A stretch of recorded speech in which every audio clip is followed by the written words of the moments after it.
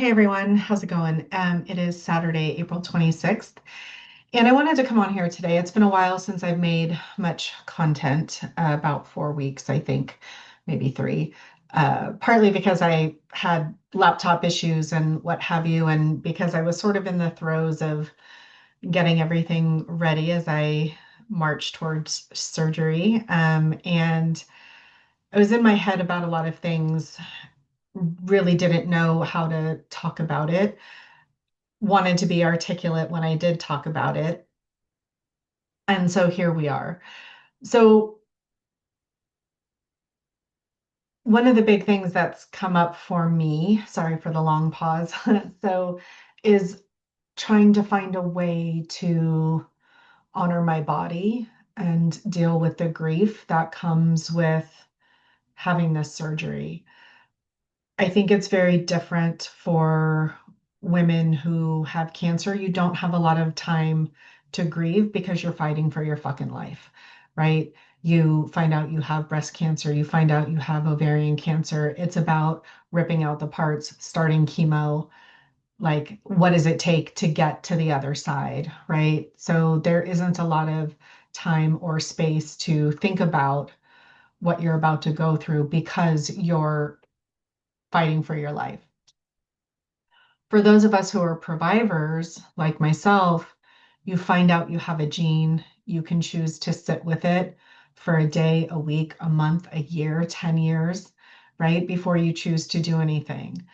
And when you do choose to do anything, it is an action of grace and being able to have a choice, right? Which is amazing. But it's also one of then removing your parts. I can't stress that enough, that this isn't a boob job. This isn't, plastic surgery for fun. This is still very much life-saving, but in a different capacity. So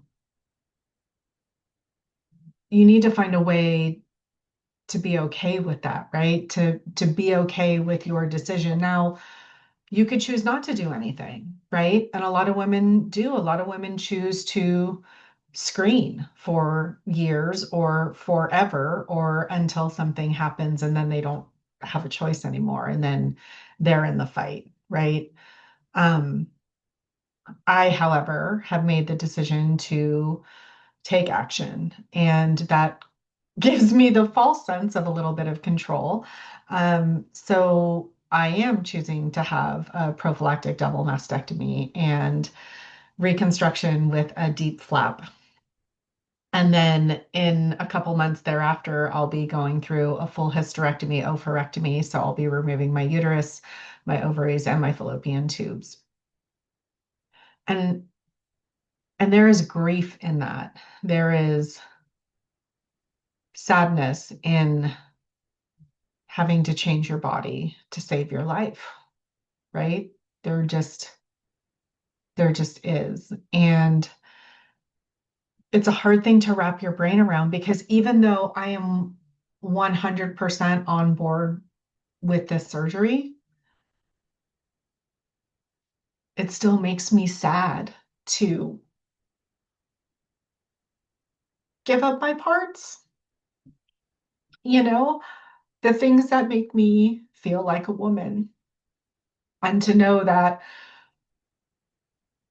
even though I'm having nerve sparing and nerve grafting, there's a chance that I'm not going to be able to feel my body. I won't be able to feel my chest. I won't be able to feel part of my lower abdomen. Um, that's the sacrifice that you make making this choice. So I think a lot of people who don't really, haven't experienced this, don't really understand that. It's hard for them to wrap their head around it because they just think, oh, well, you're doing this prophylactically. Like, oh, especially for people, women who go and do this surgery and go direct to implant, they're like, oh, you get free boobs. Like, no, um, it is not that. And and that's a sad really sad, misunderstanding or misconception about what this is.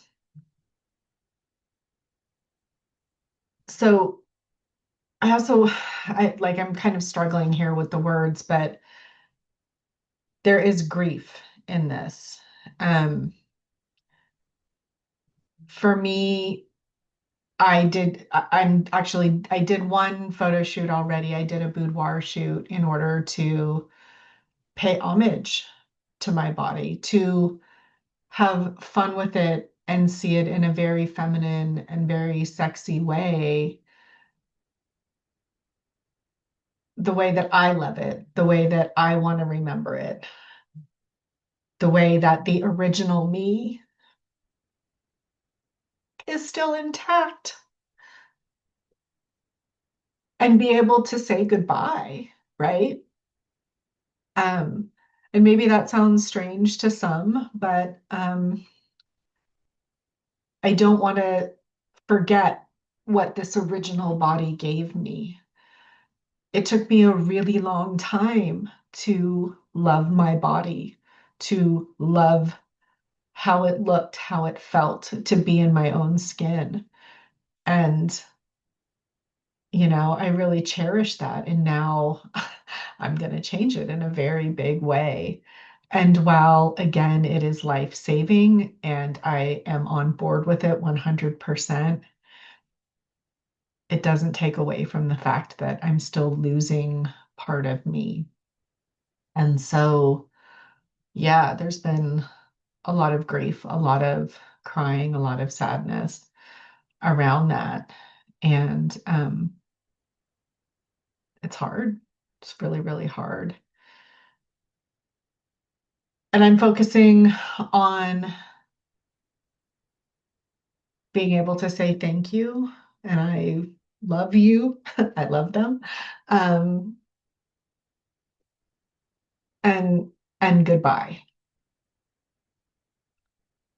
And I'm also really happy that I am using my own tissue, and choosing the deep flap route so that I am still whole in a way. It's still all me. There's nothing foreign in my body. So I'm really, really grateful for that and that that is an option. Um, but surgery is scary as fuck nonetheless. Um, so as we get closer to it and it becomes more real, the emotions are getting more like the seas of the ocean, like I am up 1 minute and down the next, and up 1 minute and down the next. And so just trying to really process that and what that means. But yeah, so there's grief in that. The other thing that I am working on is kind of just a love letter to myself. And again, as much as the pictures were an homage to me, I really want to very privately pour out the admiration, the gratitude I have for my body.